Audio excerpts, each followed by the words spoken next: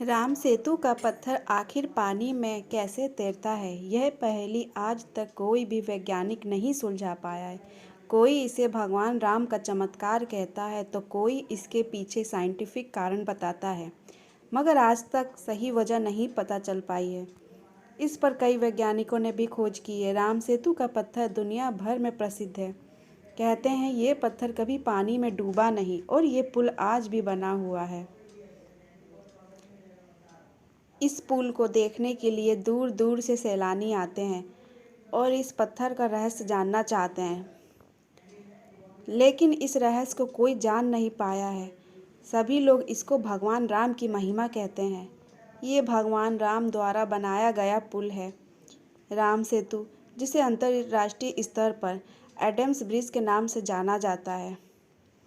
हिंदू धार्मिक ग्रंथ रामायण के अनुसार यह एक ऐसा पुल है जिसे भगवान विष्णु के सातवें एवं हिंदू धर्म में विष्णु के अवतार श्री राम की वानर सेना द्वारा भारत के दक्षिणी भाग रामेश्वरम पर बनाया गया है, जिसका दूसरा किनारा वास्तव में श्रीलंका के मन्नार तक जाकर जुड़ता है।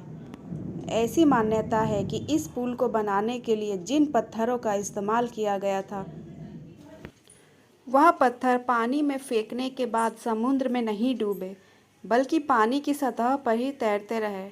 ऐसा क्या कारण था कि यह पत्थर पानी में नहीं डूबे?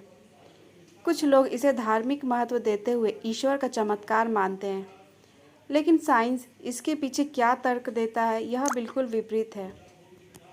लेकिन इससे ऊपर एक बड़ा सवाल यह है कि क्या सच में राम सेतु नामक कोई पुल है? धार्मिक मान्यता अनुसार जब असुर सम्राट रावण माता सीता का हरण कर उन्हें अपने साथ लंका ले गया था, तब श्री राम ने वानरों की सहायता से समुद्र के बीचों बीच एक पुल का निर्माण किया था। यही आगे चलकर राम सेतु कहलाया था। कहते हैं कि यह विशाल पुल वानर सेना द्वारा केवल 5 दिनों में ही तैयार कर लिया गया था। कहते हैं कि निर्माण पूर्ण होने के बाद इस पुल की लंबाई 30 किलोमीटर और चौड़ाई 3 किलोमीटर थी। आश्चर्य की बात है कि मीलों का फासला रखने वाले दो देशों के बीचों बीच मौजूद इस समुद्र को लांघने के लिए महज 5 दिनों में कैसे वानर सेना ने एक पुल बना डाला। इसे विस्तार से समझने के लिए महर्षि वाल्मीकि द्वारा रची गई रामायण में राम सेतु के निर्माण का वर्णन किया गया है। अपनी मुश्किल का हल निकालने के लिए श्री राम द्वारा समुद्र देवता की पूजा आरंभ की गई, लेकिन जब कई दिनों के बाद भी समुद्र देवता प्रकट नहीं हुए, तब क्रोध में आकर श्री राम ने समुद्र को सुखा देने के उद्देश्य से अपना धनुष बाण उठा लिया। उनके इस कदम से समुद्र के प्राण सूखने लगे। तभी भयभीत होकर समुद्र देवता प्रकट हुए और बोले, श्री राम, आप अपनी वानर सेना की मदद से मेरे ऊपर पत्थरों का एक पुल बनाएं। मैं इन सभी पत्थरों का वजन संभाल लूँगा। आपकी सेना में नल एवं नील नामक 2 वानर हैं जो सर्वश्रेष्ठ है। नल, जो कि भगवान विश्वकर्मा के पुत्र है, उन्हें अपने पिता द्वारा वरदान हासिल है। उनकी सहायता से आप एक कठोर पुल का निर्माण कराएं। यह पुल आपकी सारी सेना का भार संभाल लेगा और आपको लंका ले जाने में सफल होगा। ऐसा कहते हुए समुद्र देव ने श्री राम से पुल बनाने का विनम्र अनुरोध किया। अगले ही पल नल तथा नील की मदद से पूरी वानर सेना तमाम प्रकार की योजनाएं बनाने में सफल हुई। अंत में योजनाओं का चुनाव करते हुए पुल बनाने का सामान एकत्रित किया गया। पूरी वानर सेना आसपास से पत्थर, पेड़ के तने, मोटी शाखाएं एवं बड़े पत्ते तथा झाड़ लाने में सफल हुई। अंत में नल तथा नील की देखरेख तथा पूर्ण वैज्ञानिक योजनाओं के आधार पर एक विशाल पुल तैयार किया गया। वैज्ञानिकों का मानना है कि नल तथा नील शायद जानते थे कि कौन सा पत्थर किस प्रकार से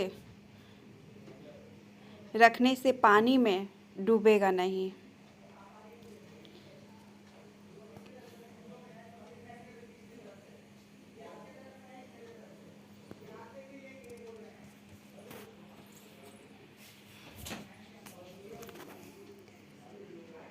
तथा दूसरे पत्थरों का सहारा भी बनेगा।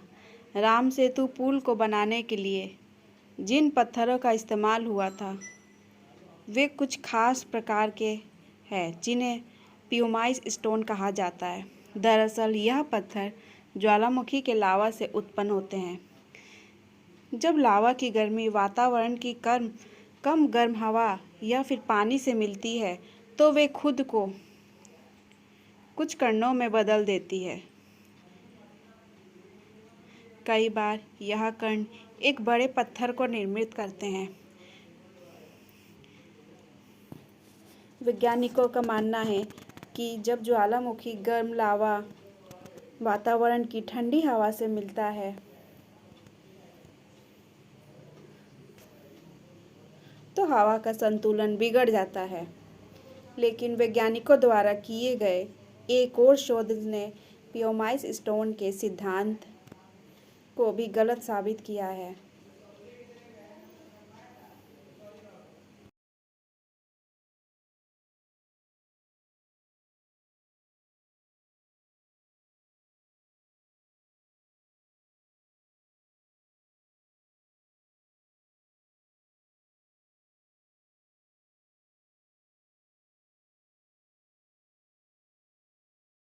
कुछ वैज्ञानिकों का मानना है कि यह सच है कि प्यूमाइस स्टोन पानी में नहीं डूबते और ऊपर तैरते हैं।